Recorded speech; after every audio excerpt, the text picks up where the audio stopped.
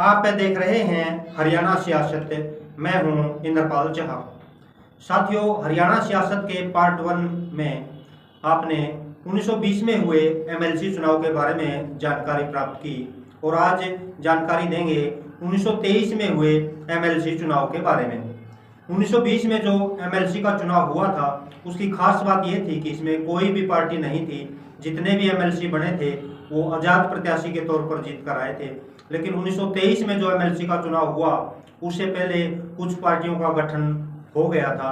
1923 में छोटू राम ने मुस्लिम नेता सर फजले हुसैन के साथ मिलकर जमींदार लीग पार्टी बनाई और उधर दूसरी तरफ कांग्रेस द्वारा जो असहयोग आंदोलन चलाया जा रहा था उसके असफल होने के बाद 1922 में एक और पार्टी बनी, स्वराज पार्टी।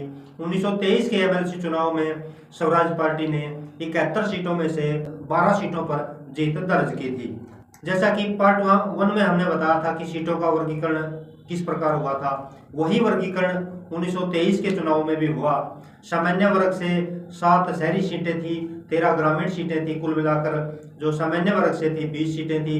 मुस्लिम वर्ग की अगर बात करें तो 5 शहरी सीटें थी, 27 ग्रामीण सीटें थी, कुल 32 सीटें थी। सिखों की अगर बात करें तो 1 शहरी सीट थी, 11 ग्रामीण सीट थी, कुल 12 सीटें थी और 7 सीटें थी वो विशेष श्रेणी में आती थी। जो 7 विशेष श्रेणी में सीटें आती थी उसमें 3 थे पंजाब के बड़े जमींदार यानी लैंड होल्डर, जिनके पास लगभग 2-3 हज़ार एकड़ जमीन होती थी। इसमें एक सामान्य सीट थी, एक मुस्लिम सीट थी, एक सिख सीट थी। एक सीट जो बुलुस्तमंदर का एरिया था उसके लिए निर्धारित की गई थी, एक पंजाब विश्वविद्यालय के लिए, एक पंजाब वाणिज्य और व्यापार के लिए और एक पंजाब उद्योग के लिए। जहां तक 1923 में हुए एमएलसी के चुनाव परिणाम की बात है, हिसार गुड़गांव के नाम से मुस्लिम ग्रामीण के नाम से एक सीट थी, इस पर जीत दर्ज की थी शाहिद दाद खान ने। अम्बाला मुस्लिम ग्रामीण सीट से जीते थे सफी अली खान। सिख जो ग्रामीण सीट थी उस पर अम्बाला से जीते थे सरदार गुरबख्श सिंह।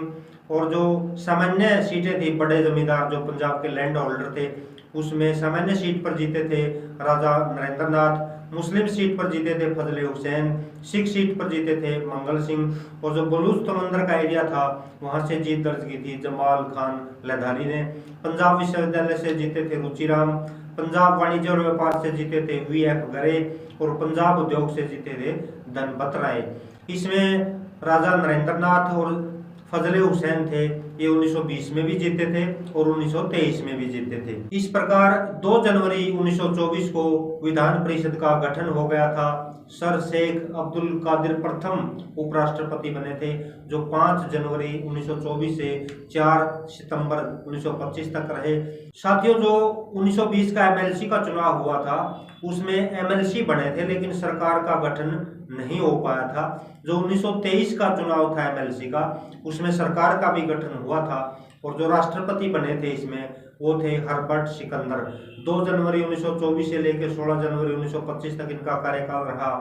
और जो उपराष्ट्रपति बने थे वो थे शेख अब्दुल कादिर, 5 जनवरी 1924 से 4 सितंबर 1925 तक। और इनके बाद 4 सितंबर 1925 से लेकर 27 अक्टूबर 1926 तक उपराष्ट्रपति बने थे शाहबुद्दीन। और जहां तक मंत्रिमंडल की बात है, चौधरी छोटूराम मंत्री बने थे और कृषि मंत्री का प्रभार उन्हें दिया गया था। लालचंद फोगाट बालोटिया को उप कृषि मंत्री बनाया गया था। सरदार सुंदर सिंह मजीठिया को सीआईए राजस्व विभाग दिया गया था। मियां साहब फजले हुसैन शिक्षा मंत्री बने थे और सर जॉन मैनाई वित्त सदस्य बने थे। और 27 अक्टूबर 1926 तक इस विधान परिषद का कार्यकाल रहा था। 27 अक्टूबर 1926 को विधान परिषद का कार्यकाल समाप्त हो गया था। जहां तक चुनाव परिणाम की बात है, किस पार्टियों ने कितनी सीट जीती थी, इसमें जमींदार पार्टी ने 33 सीटों पर जीत दर्ज की थी, स्वराज पार्टी ने 12 सीटों पर जीत दर्ज की थी और श्रोमणी गुरुद्वारा प्रबंधक कमेटी ने 9 सीटें जीती थी। और इस चुनाव में भी 17 जो आजाद प्रत्याशी थे उन्होंने जीत दर्ज की थी। तो साथियों, अभी तक आपने जानकारी ली 1920 और 1923 में एमएलसी के हुए चुनाव के बारे में। 1927 में जो एमएलसी के चुनाव हुए थे उसके बारे में बात करेंगे पार्ट 3 में। तो ये जानकारी आपको कैसे लगी कमेंट बॉक्स में लिख के हमारा मार्गदर्शन करें। धन्यवाद।